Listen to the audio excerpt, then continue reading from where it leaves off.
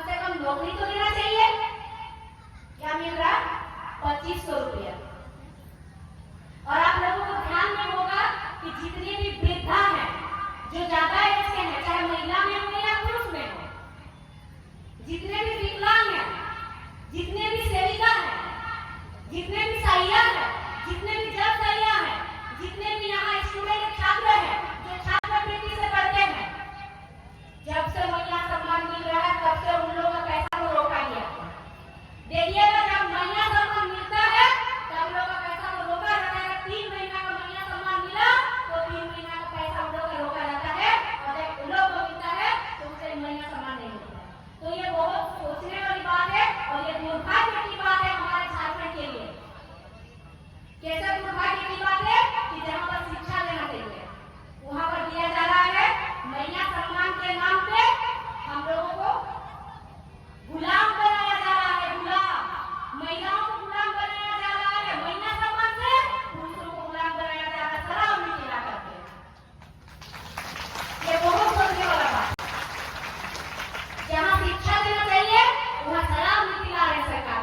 देखिएगा हमारा कोरहान में जितना कोरहान यूनिवर्सिटी में जितना भी कॉलेज आता है सभी कॉलेज में +2 जहाँ था इंटर तक का, इंटर को बंद किया जा रहा है। बंद किया जा रहा है ना, जो पढ़ रहे हैं हम लोग को मालूम होगा। इंटर तक का पढ़ाई को बंद किया जा रहा है, जिसके लिए आप देखिएगा चाईबासा में, जमशेदपुर में आंदोलन भी चल रहा है कि 12वीं और 12वीं को जो बंद कर रहा है। ये भी सोचने वाला बात है। जो बच्चा 11वीं का एग्जाम देके परीक्षा पास करके इस बार 12वीं में चढ़ा है, वो बच्चों को बोला जा रहा है कि आपको दूसरा +2 में ट्रांसफर करेंगे। अभी 6 महीना बचा है एग्जाम देने का उसका। इस 6 महीना में वो पढ़ाई लिखाई करेगा या फिर जाके दूसरा कॉलेज में 4 महीने सेटल होने में समय बिताएगा। फिर बच्चा कहाँ से पढ़ेगा?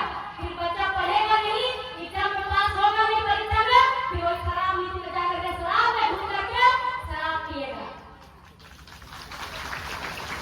यही हो रहा है ना, कितना चक्रव्यूह में फंसा करके ले जा रहा है।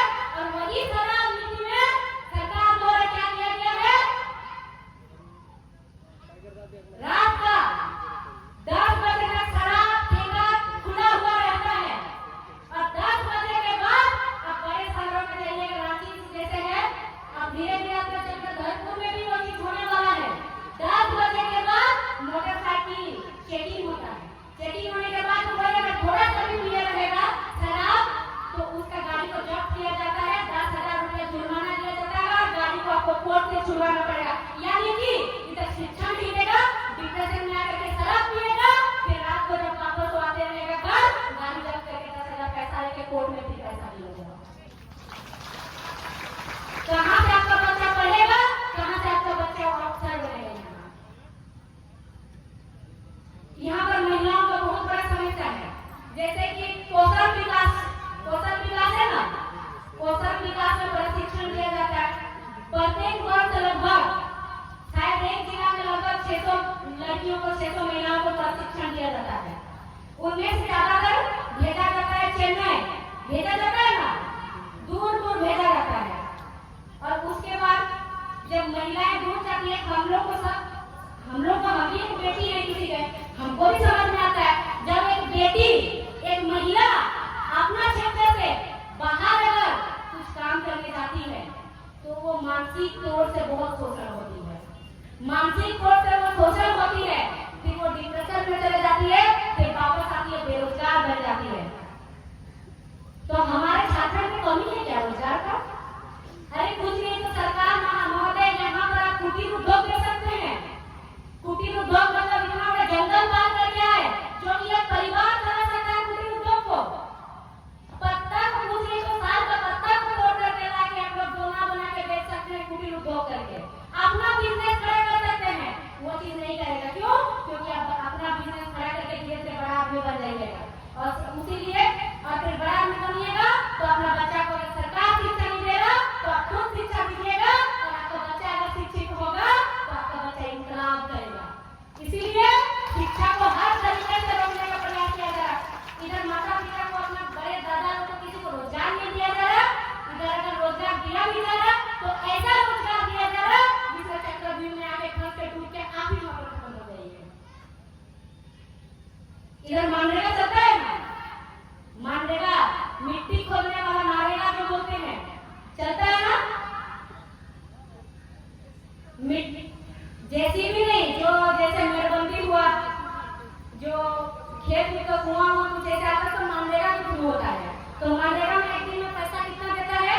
लगभग 250 रुपया। अभी सरकार इस बार का जो बजट पास हुआ था बजट में बढ़ाया है, पता नहीं मिल भी रहा है क्योंकि जब तक मिलेगा नहीं तब तक विश्वास होगा नहीं। बजट में तो कुछ भी पास हो जाता है, उसमें भी बढ़ाया तो सिर्फ और सिर्फ लगभग 100 रुपया बढ़ाया है। तो 100 रुपया बढ़ाया यानी कि लगभग 350 रुपया मिलेगा। तो 350 रुपया में 100 दिन का रोजगार, 100 दिन के बाद क्या कीजिएगा? पंखा के सामने बैठ के हवा खाइएगा क्या? नहीं। 100 दिन का रोजगार में आप चिड़चिड़ा के धूप में जाके मिट्टी खोलिए तो कमर पड़ेगा, जाइएगा अस्पताल, अस्पताल में कोई इलाज नहीं है, कोई डॉक्टर नहीं है, कोई सुविधा नहीं है, और उसी पैसा से आपको बच्चा को पढ़ाना पड़ेगा और उसी पैसा से आपका इलाज करना पड़ेगा। आपका पैसा तो सारा खत्म हो रहा है, आपका बच्चा को कैसे IAS IPS कैसे नेता मंत्री विधायक संसद बताइएगा। हर तरह से गुलाम करने का प्रयास किया जा रहा है, हम लोग इस चीज को समझ नहीं पाते हैं। तो इस बार हम लोग को यही सोचना